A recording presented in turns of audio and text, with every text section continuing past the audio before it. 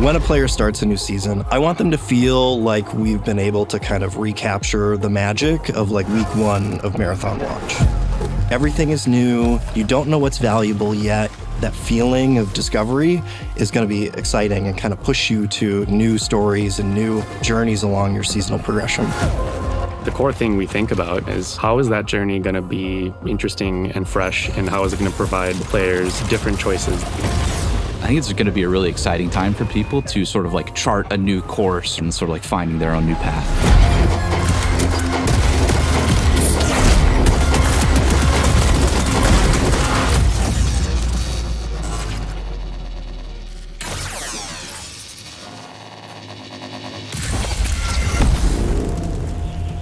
The narrative theme of Season 2 is escalation. The UESC is tired of getting pushed around by the runners, and they're fighting back. As their opposition escalates, so too does the anomaly.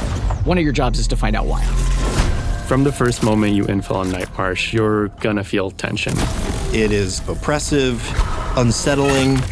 The creepiness factor gets ratcheted up. This body's been here for years. As night falls, the anomaly intensifies and digital psychosis hallucinations start to affect you. Confusing, fragmented vocals and messages that really start to play with what the player is hearing and making them question what's in their head versus in the real world. Upon landing in Night Marsh, all players will have an equipped flashlight by default. Night Marsh is this interesting counterplay of, do I go to the places where there is light and kind of comfort and safety? But doing so makes you a lot more visible to people who are hiding in the dark.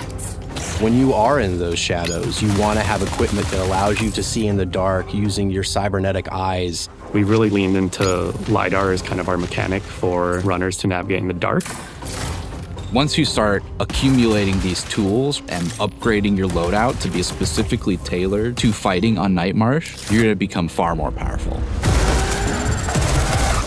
One thing we saw resonate with players from maps like Outpost was the way you could work your way through the map and earn access to treasure. That's the core principle of what we're looking to do on Night Marsh. Players have kind of seen that there are maybe elevators or staircases up to something that has been closed off, and in Season 2, you're going to gain access to that space. This is the observation deck and science lab where the UESC has been studying the anomaly. That's going to be one of the most heavily guarded areas of the map. In there, it's going to be juicy loot.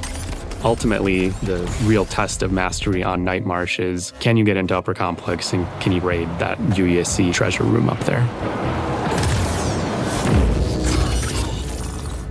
In Season 2, Sentinel is a new defensive shell. They're optimized for controlling space. You have all these different tools that you're able to deploy into the world to fortify an area and keep others out. You're able to put down this defender system that shoots down grenades out of the air. Whenever you take explosive damage, that's going to be a big buff to a bunch of your resistances. And additionally, when you're surrounded by enemies, your small arms are going to have increased reload speed and ready speed. Players are getting really good at gap closing and getting right in your face.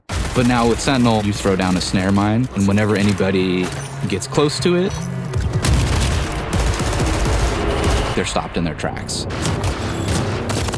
You have an ability to be able to track. They literally will slide up from their sleeve and get a heads-up display.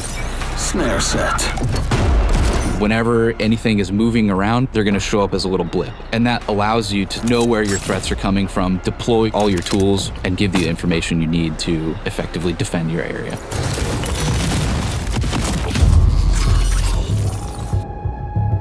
The seasonal reset allows us to change the journey of the things that you're going to care about. Just because you experienced it in Season 1 doesn't mean it's going to play out the same way in Season 2. We are taking a holistic look at every mod in the game, every mag, every optic, every chip, and seeing where they sit, what people like about them, which ones people don't like. We're flipping implants on their head. Now an implant is going to be perk first, stats second. You look at the name of the implant, And that's what the perk is. That's what it does. We're also going in and changing the rarity and the drop rate of some of these things. So a weapon you maybe got real used to seeing in Season 1, you might find a little less often in Season 2, and you're going to have to form a relationship with a new old reliable. There are going to be 2 new weapons being added to the sandbox. First one is the KKV. It's a small arms SMG with an integrated suppressor, and it is excellent at just mowing down anything immediately right in front of you. Shotgun rushers, watch out.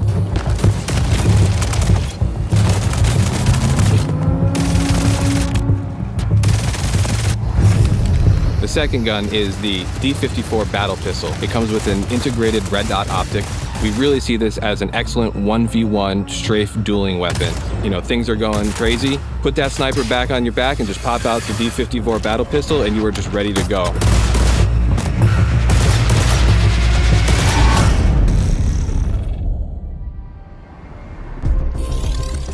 In Season 2, everyone gets this fresh start, and they have a chance to go back through that journey from zero to hero. It allows us as designers to look at what we did and say, hey, how could we do this better? We've taken a look at a lot of our contracts, like in a single run, heavy traversal. I know everyone loves going from bio to field maintenance. How do we still keep the magic, but just remove some of those frustrations where it feels like you're throwing yourself against the wall? We're looking at things like material costs and how you're earning faction reputation, how you're earning it as a solo, how you're earning it as a crew. One of our big goals is that most Marathon players can actually max out their faction upgrades and get to VIP ranks. You're our ticket, our dead of night infiltrator. What we're really ultimately looking to do is make it so we're alleviating all of those challenges that might be blocking you from continuing to grow inside of the game. In Season 1, everything was tied to faction upgrades. If you want extra melee damage, you were having to rank up Arachne. With the Cradle, you get a single screen with all the runner shell stats, and you're able to pick how you're distributing points. Cradle XP comes from smashing down gear that you don't care about. You can batch, select a whole bunch of stuff, turn it into Cradle XP, and now you've got more stats for your runners.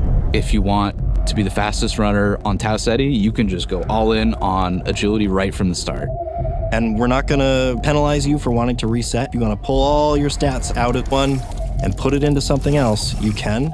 That system is going to give players, I think, a lot more freedom to pick and choose how and what they want to upgrade than the faction upgrade system offered previously.